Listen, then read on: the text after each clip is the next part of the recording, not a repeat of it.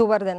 Дебатата што ја отворивме минатата среда во студиото на Зебра на тема дали на Македонија и на македонското општество му е потребен феминизам или жените ги остварија своите еднакви права со мажите, не заврши во студиото. Жестоко продолжи во нашата канцеларија, на социјалните медиуми, на Facebook, на Twitter. Драго ни е што ги искористивте хаштазите МК феминизам, Зебра МК на латиница и на кирилица и дадовте свој придонес во тоа. Се надеваме дека и за време на второто продолжение на дебатата денеска ќе бидете дел со нас и ќе дадете своји коментари.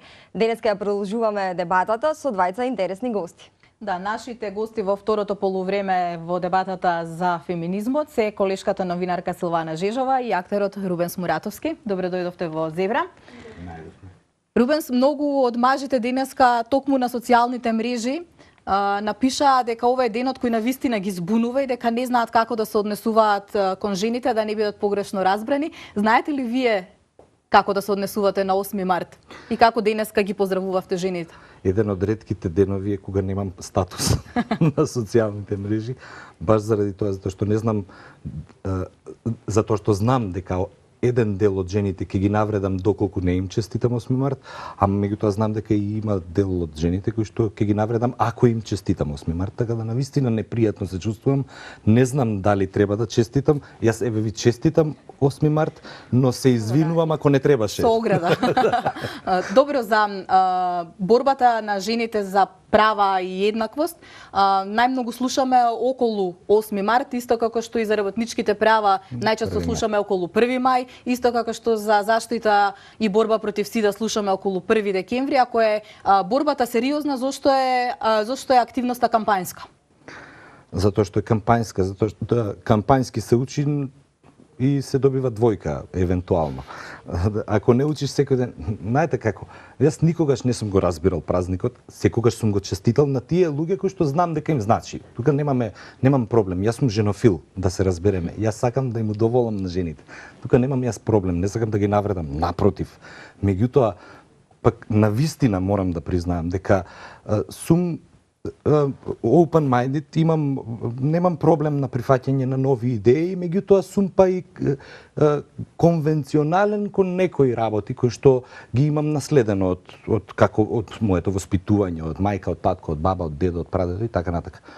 Сега знам дека сме рамноправни по устав.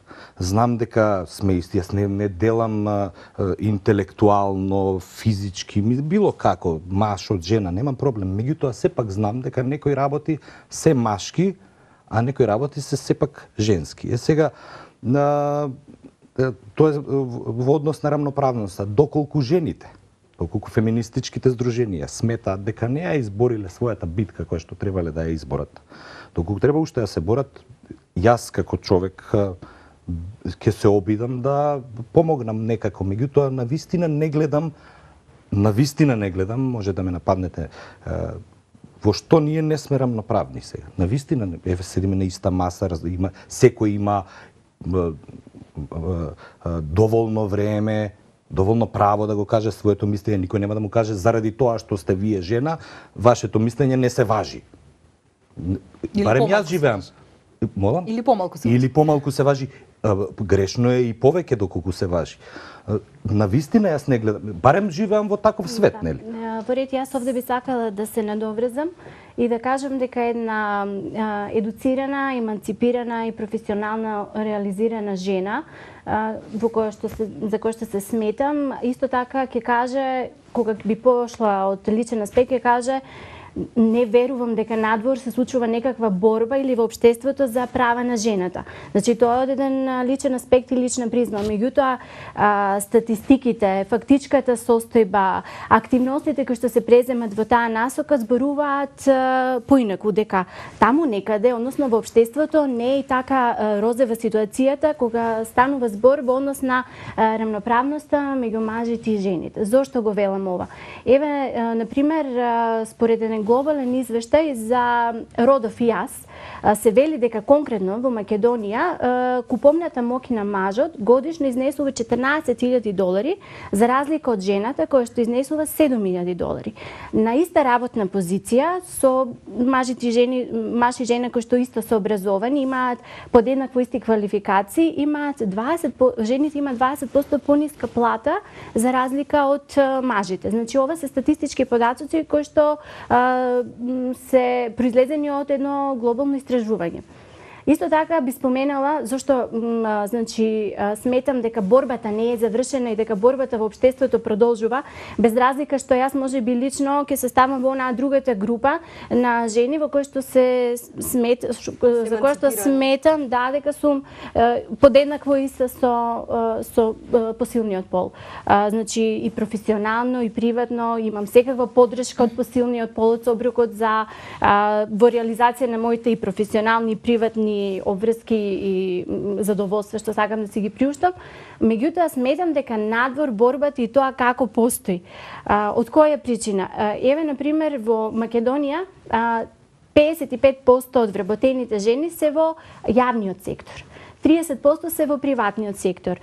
Една од причините зашто постои еден дисбаланс во однос на вработеноста во приватниот и во јавниот сектор е тоа што има некои показатели кои што се случуваат на теренот. Тоа е следново.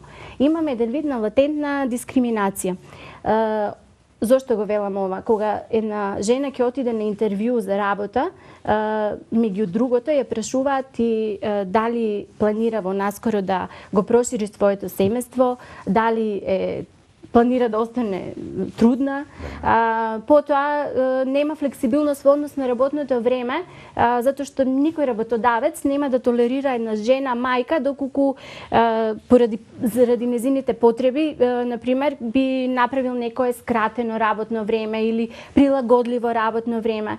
Потоа нема социјална инфраструктура, значи една жена во рурална средина доколку нема баба сервис, нема каде да го остави детево за да работи, на пример. Значи нема градинки. Мислам дека во скоро време владата излезе со некои напори дека во руралните средини ќе градат повеќе градинки. Каква е ситуацијата со жените предприемачи со оглед на тоа што ја следеше таа проблематика како новинар што последните години се занимава со економија? Во Македонија нема статистички податоци колку процент од жените поседуваат собствени бизниси.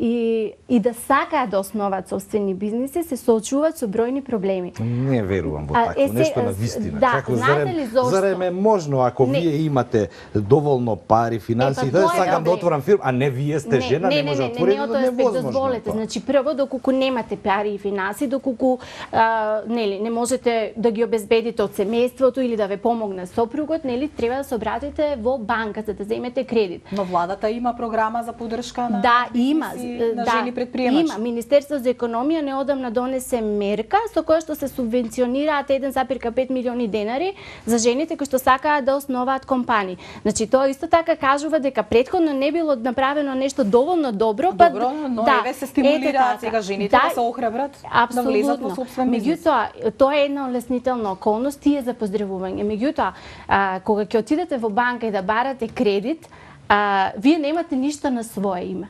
Значи, затоа што сте жена? Не, видете, значи, вие што имате на собствено име, со оглед на... Тоа што сум го купил. Тоа е на мое име. Вие тоа што сте го купиле, тоа е на ваше име. Многу едноставно. Доколку не сте купиле, вие тогаш немате на ваше име. Апсолутно. Значи, кај нас долго време традицијата налагаше дека се остава на машкото дете. Фала Богу, имаме современи родители денес кои што велат, не е така, него подеднакво право на имот, на што и да, имате и машките и женските деца. А потоа откако вие заработувате? Вие нели заработувате, вие сте паметна жена која што заработува. Ете од вашите пари кога ќе си купите нешто. Дали некој ве спречува да купите нешто? Не. Тогаш каде е проблемот? Како го објаснувате разликата во плати, која што по дефолт се случува? Тоа ми го кажа на работа, не знам каде некој, тоа е значи фашизам. Тука немаме да не правиме муабет на таа. Како е состојбата кај вас во театар? Нема такво нешто. Тврдам дека такво нешто нема. тој што е во прва група актери, независно дали е актер или актерка, во втора група независно дали е актер или иста е платата на луѓето кои што не го потврдуваат нема такво нешто, не постои, немојте, тоа е фашизам. Ако е така, тоа е фашизам и за тоа еве јас ќе додам како мојот идол Џон Винстон Оно Ленон, кој што беше феминист, поголем од сите феминистки на светот, кој што го зема презимето на својата жена за да докаже дека се бори за женските права. Има една песна која што се вика Woman is the nigger of the world. Тој, кога се роди неговиот втор син Шон, ја пушти жена му Јоко да оди да работи, а тој го чуваше своето дете, само за да ја покаже својата поддршка кон феминизмот. Немам проблем, значи, ако е така, тогаш јас прв ќе бидам кој што ќе се бори за Не, вас. само уште ова сакам да кажам во однос на собственоста на имото. Значи, ова не е проблем само во Македонија. И во светот, значи, се има бројка 1% од имотот во светот е во собственост на жената. Значи, не го имаме само ние тој проблем како Македонија, туку и Европа и светот се бори со тоа да и се даде вистинско место на жената во општеството. Која е улогата на феминизмот во оваа наша приказна? Значи, овие сега сите примери што ни ги кажавте, значи асоцира дека ние треба практично да бараме поддршка и стимуланси од владата, кои што сега, фала Богу, во последно време се повеќе ги има. Значи, ова се промени кои што треба да се случат во општеството. Што феминистичкото движење прави за нив? Има стратегија, значи настапува по влади, ги организира жените, оди на терен или организира трибини и прослави? Токму не, значи прослави не, трибини, конференции, лобирања, да. Затоа што не би рекла, како што преска мислам споменавте, дека ова е кампањски, сега околу 8 март као нешто се дешава. Не, такви конференции, такви теми се случуваат во текот на целата година. Јас лани во октомври месец присуствував на конференција во Брисел, тоа е самит на средни и мали приватни предпријатија, во кој што темата беше женското предприемништво има сенс за бизнис. Што значи дека Европа препознава дека жената како потенцијал предприемнички и креативен не е доволно искористена. И значи најде за сходно да организира цела таква конференција која што ќе рече дајте во време на економска криза, кога ни се потребни отворање на нови работни места, да ја вклучиме жената поактивно во општеството и во создавањето. Затоа што само 30% од стартап бизнисите во Европа се основани од жени. А во југоисточна и во источна Европа тој процент е уште помал, значи од околу 15%. И 700 предприемачи, значи само што ова да дозволите, 700 предприемачи жени што присуствуваа на таа конференција, истакнаа 3 главни проблеми. Тешкиот пристап до финанси, она за кој што претходно го говоревме дека немаат колатерала која што треба да ја заложат во банка за да земат кредит. Второ, вмрежување, за кое што сметам дека и жените сами се криви затоа што не се доволно, како да речам, агилни и флексибилни за да меѓу себе да се помагат, како што тоа е случајот во машкиот свет. И трето, усогласување на приватните и професионалните обврски. Или како што би рекла една жена бизнисменка на една трибина, сега нема да цитирам име и презиме, вели како што се качувате кон врвот, така сваќате дека сте сами околу себе како жена.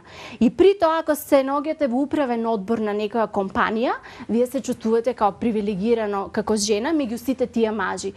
И тама некоја да ви се приближи, хоп, не ви е право. Значи, ние тука самите сме виновни зашто не си се подржуваме во тој дел. Значи, затоа вмрежувањето... Само да реплицира Рубен. Никогаш не можам да се согласам со движење како феминистичкото. Никогаш. Знаете тоа на што ме потсеќа? Жените сега се толку, вие ме кажувате некакви информации, некакви бројки, ме однесовте во длабокото, јас мускули немам земено. Бар до второ плитко да ме однесете. На вистина, тоа е шпанско село за мене. Не се разбирам во тоа. Меѓутоа, мене таа борба ме потсеќа исто како на квотата, дали е уште има или нема, не знам, меѓутоа знам дека имаше, тоа е дрвено железо. Квота за запишување на македонци на факултет, меѓутоа друга квота важела за останатите. Сега, ако го знам материјалот, методската единица, тоа што ке ми е квота? Не, ако вие сте доволно способни, дали сте жена или маж, тоа е тотално неважно. Ако сте доволно способна, ќе го направите тоа што било кој друг ќе го направи. Зошто досега немавме ни една жена премиер, ни една жена председател? Имавме жена премиер. Кога Два сме пати имале? по еден месец Радмила Шекеринска. Жена премиер. Да. Веде беше, меѓутоа беше формално. И ако Значи, ја не видите сме листата, имале- ако ја погледнете листата на жени премиери во светот, Радмила Шекеринска е исто така во групата Значи, на ние не 58 сме имале жени. жена која што е избрана, Ама која што тоа го е, добила, значи, по која е секоја мандатар. цена да се направи. Не, дали мислите бидејќи вие велите дека Јас ќе се бидејќи запишам на вели- факултет, некој друг со 60. Зошто? Затоа што не е македонец. Не, бидејќи Ма вие немајте велите дека ова. способноста е пресудна, дали мислите Да, дека се нема мора во да е. Македонија доволно способна жена што не може да биде председател, премиер? Не велам такво нешто. Што имаме само Не велам символици. такво нешто, меѓутоа не сум ништо во никоја партија да назначам, да предложам некоја жена да биде премиер, односно да е, како што одат нели работите, да е председател Зар на мислите партија. дека нашата патриархална култура ќе дозволи Не жена? сме ние патриархално општество. Јас сум од Галичник, по татко. Матриархат бил и ќе биде секогаш. Значи мажот е тој кој што го фрлал стапот од пеш во Галичник кога ќе дошол тап. Доаѓа мажот се мести прво масата, но мајката е таа била и ќе биде која што се прашува за се. Галичани ли велат кај е мшти директор во која фирма, Кога а не велат велат- кај е жена ти? Кога веле, И тоа е така многу подобро беше. Да, и тоа е една ја одразува патриархалноста, зашто не велат кај е жена ти Во директор. Македонија владе матриархат. Или како во Западна Жената е Македонија, што главната. жената ја ословува Маријаноица, не знам, по името на мажот, некако жена да Тоа се презумции, тоа не како значи и дека не ја Силвана. почитуваат жената, Исто како и напротив. презимињата, детето го добива само презимето на мажот, како да е само негово, а него добива и на Може да мајката го добие и на жената. мајката. Докато Значи, се ако согласат беше 24 така, тогаш сега во 21 век ние ќе имавме По 3-4. 785 километри долги А на имиња, Русија? собрани од сите презимиња. Од памтивекот, јас ја памтам фамилијата, имам докази од 1623-та, пишани документи, до сега ќе имав, А ако сме километри. ние толку практични, зошто не го добива само на жената? Зошто не сме евреи? Оти сме Добро, меѓутоа македонци. русите немаат проблем ни шпанците со додавање на презимињата од двата. Добро, Силвана го спомнавте пред малку вмрежувањето на жените. Да. Начинот на кој што една од најголемите женски организации во светот функционира, тоа е Women Networking од Соединетите држави, е токму тоа, значи поврзувањето на жените и поддршката на жените по секоја цена, значи да особено за време на избори, значи да влезат во законодавните домови и од кога ќе влезат во законодавните домови, од внатре, нели да влијаат на законите кои што одат во нивната корист. Дали сметате дека жените во Македонија ќе гласаат за жените политичари по секоја цена без оглед од која политичка партија доаѓаат, само врз основа на својот пол? Сметам дека не. Значи полот нема никакво влијание овде, туку сепак жената треба да има кредибилитет, треба да има оставено нешто за себе, значи треба да гласаат за, како да кажам, комплетот на жената, со сите незини дела што зад себе ги има оставено, со целата незина квалификација, дали она е достојна да извршува таа функција или не. И не мислам дека ќе се гласа заради тоа што е маж или жена, без при тоа да има одреден багаж. Меѓутоа, за да гласаат прво треба да се појават тие жени како кандидатки на листите, а ние всушност ги немаме како такви во доволна парламент, во мера. законодавниот дом ги имаме, значи Во- немаме да, квота доволна и- мера. Значи, од тој аспект се потребни тие квоти. Мислам, окей, може би звучи Квотата навред... носи неквалитет, А, секогаш и секаде. да, меѓутоа, за да се дојде- пополни квотата, немаме доволно Мислите, квалитетни, да, ама мора не, 55 жени да Значи- има. Дај, хајде, бутај. Сакате да Само кажете од дека тој претеничките квантитет- кои влегле во собрание по Не, квота не сакам да квалитетни? кажам. Не сакам да кажам. Сакам да кажам дека квотата било каква, дали е за жени, Добре. дали е за носи неквалитет. Меѓутоа има шанси од тој квантитет да се изроди квалитет. А ако не му се даде шанса, значи да биде квантитетот, тогаш можеби не може да дојде до израз и квалитетот кој што потенцијално постои. Од тие причини, еве и Европска унија сака до 2015 година да воспостават некои квоти за жените да бидат во управните одбори 15%, а до 2020 значи жените да бидат застапени во управните одбори до 40%. Од причина што да им се даде шанси да влезат, значи да бидат предложени, да бидат кандидирани и слично, а при тоа квалитетот да излезе на површина, зашто вака, кога не постојат квоти, кога не постои иницијатива да се предлагаат жени на такви функции, позиции, да влезат во одредени рамки, тогаш ни квалитетот можеби не може да дојде до израз и да излезе на површина. Квотите само од тој аспект се оправдани, затоа што квантитетот можеби ќе изроди квалитет. Ако го немаме квантитетот, однак можеби и квалитетот не може да исплива на површина. Јас мислам дека можеби доколку се појави, не велам дека нема. Добро. Хипотези кажувам. Доколку има една жена интелигентна, паметна, со багаж секаков на себе. Да. Една единствена и која што ќе биде најдобра, подобра од сите други мажи во своите ставови, честност, искреност, одговорност и така натака.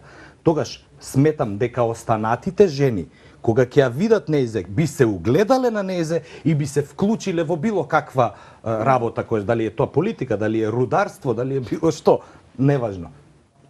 Ме разбирате? Да. Затоа мислам дека најискрено, тоа е мојот личен став, не велам дека сум во право, меѓутоа мислам дека квотата никогаш не е добра.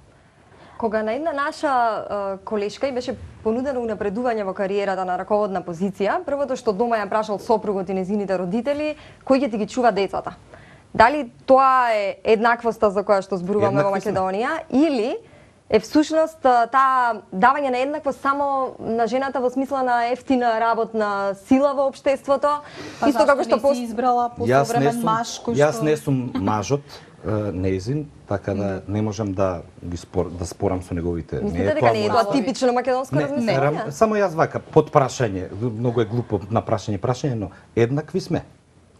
Доколку сме еднакви, ако сме по устав сме сите еднакви. Апсолутно. Но доколку сме еднакви, тогаш еве како да отидам сега син ми да го надојам.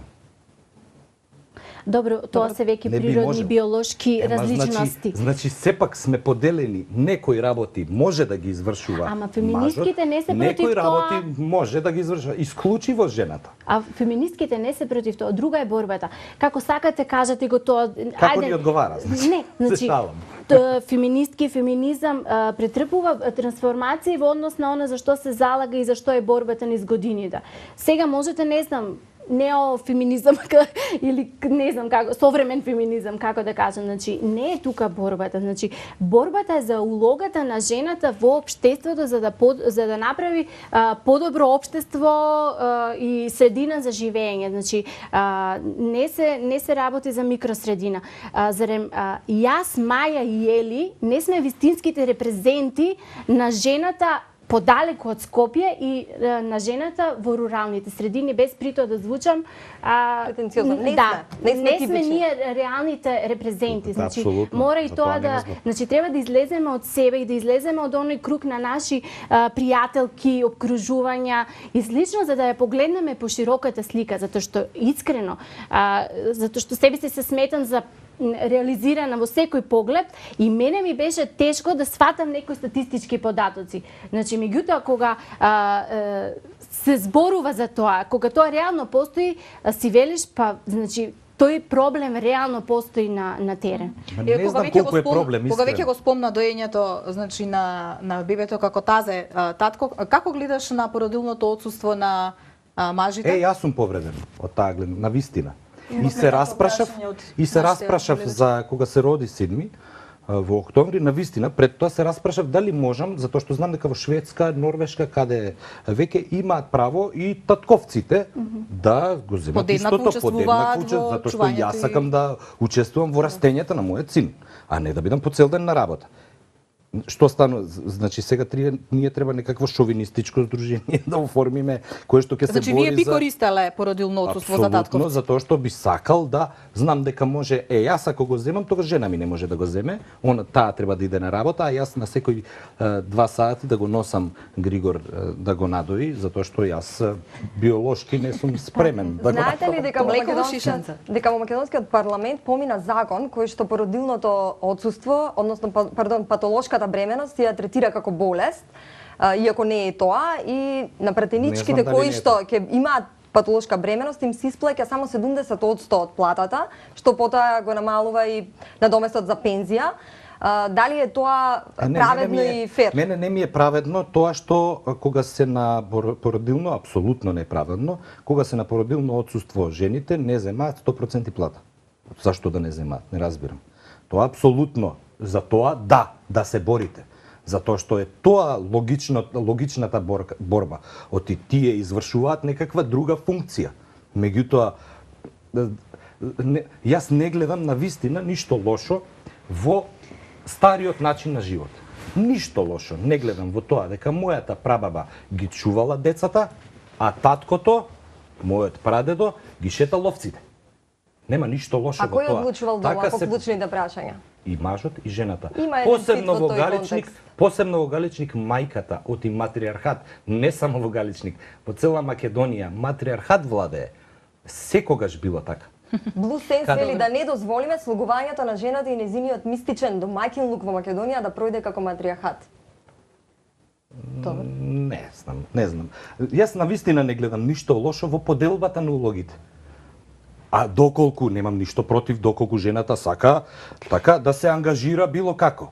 Апсолутно супер, браво. Меѓутоа, навистина не гледам ништо лошо во тоа што го правеле прабаба ми и прадедо ми. Затоа што се несрекни тие жени во селата кои што А што е мерка за среќа? Не навлегуваме. Нивки ги го прашате. сакаш својот живот. Да, Ако не се тие навлегуваме во задоволни од тоа. својот живот, да си ги Апсолутно. чуваат дечињата. Апсолутно. Мажот да си ја брка работата на нива, да си ако се тие Апсолутно. срекни, тогаш со сила треба да им кажат не на работа ќе одите. Едно истражување кое вели дека 90% од жените би прифатиле да работат, кое што неодамна е спроведено во Македонија, само 9% би останале дома да бидат домаќинки, покажува дека не се баш толку срекни тие што Добро, се но и треба веќе да да ја завршуваме емисијата. Ви благодариме Силвана и Рубенс за гостувањето во Зебра, за вашите искрени отворени ставови. Ви благодариме и вам, почитувани гледачи, што бевте со нас и ве покануваме се разбира да ја продолжиме дебатата, да не го чекаме и следниот 8 март за да отвораме оваа тема, туку да ја работиме во текот на целата година. Пријатно.